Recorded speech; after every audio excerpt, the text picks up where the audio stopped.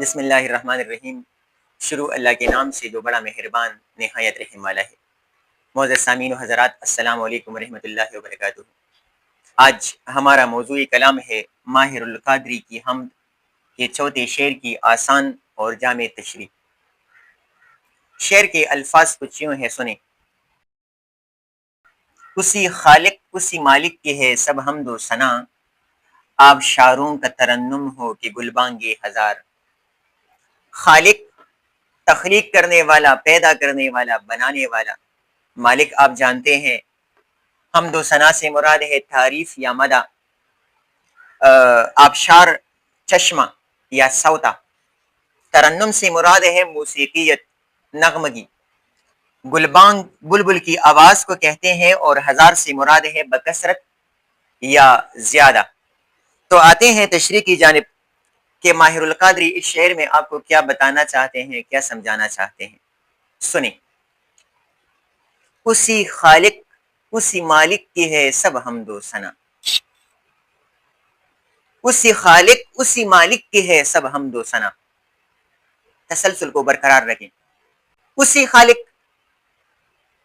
فکر و دانش کی ہے معراج خدا کا اقرار، یہی وجدان کی آواز ہے فطرت کی پکار۔ اسی خالق، ذرے ذرے کی شہادت کے خدا ہے موجود، پتے پتے کو ہے ثانی کی صفت کا اقرار۔ اسی خالق اسی خلاق نے جوہر کو توانائی دی، پھول پتوں کو عطا جس نے کیے نقش و نگار۔ اسی خالق اسی مالک کی ہے سب حمد و ثنا۔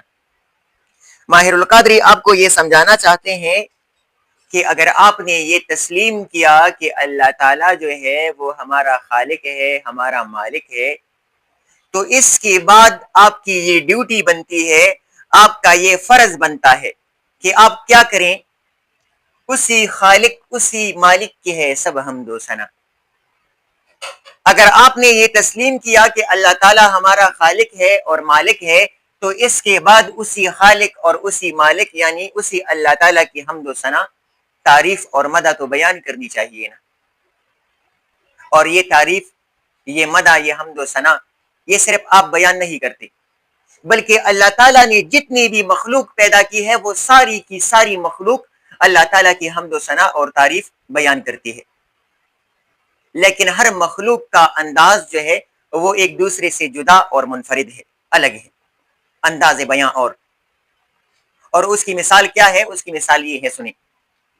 آبشاروں کا ترنم ہو، آبشار چشمہ یا سوتا جو ہے یہ بھی اللہ تعالیٰ کی تعریف اور حمد و ثنا بیان کرتا ہے۔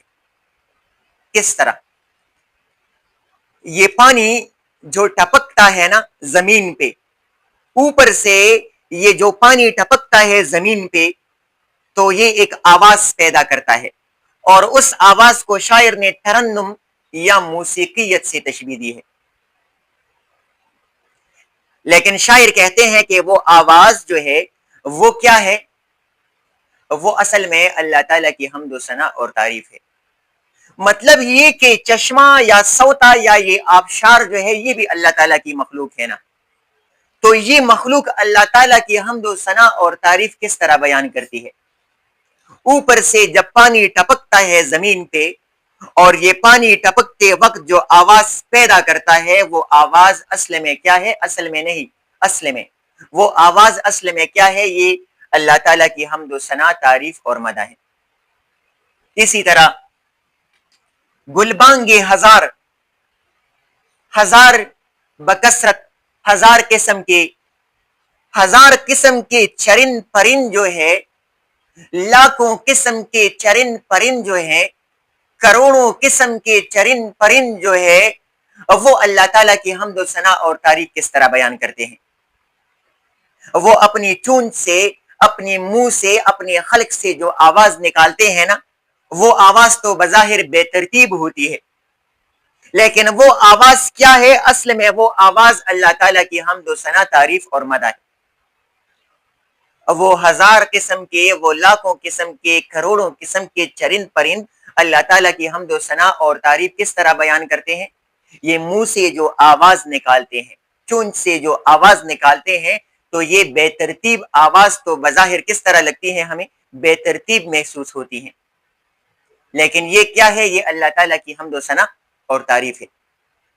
لہذا اس شعر میں ماہر القادری آپ کو یہ بتانا چاہتے ہیں، آپ کو یہ سمجھانا چاہتے ہیں کہ اے انسانوں، ہر حال میں اللہ تعالیٰ کی حمد و ثنا اور تعریف جو ہے یہ بیان کرنی چاہیے، کیونکہ جتنی بھی مخلوقات اللہ تعالیٰ نے پیدا کی ہے وہ ساری کی ساری مخلوقات اپنے ایک منفرد اور الگ انداز میں اللہ تعالیٰ کی حمد و ثنا اور تعریف جو ہے وہ بیان کرتی ہے۔ لہٰذا یہ مخلوقات یہ اللہ تعالیٰ نے تمہاری خوبصورتی میں اضافت پیدا کرنے کے لیے تخلیق کی ہے، تو سب سے پہلے تمہیں اللہ تعالیٰ کی حمد و ثنا اور تعریف یا مدح جو ہے یہ بیان کرنی چاہیے۔ یہ کیا ہے؟ یہ تمہارا فرض ہے، یہ تمہاری ڈیوٹی ہے۔ تو یہ اس شعر کی آسان سی تشریح تھی۔ اس کے بعد اسی حمد کے 5ویں شعر کی تشریح کریں گے۔ لہٰذا جہاں بھی ہو خوش رہیں، سلامت رہیں، والسلام۔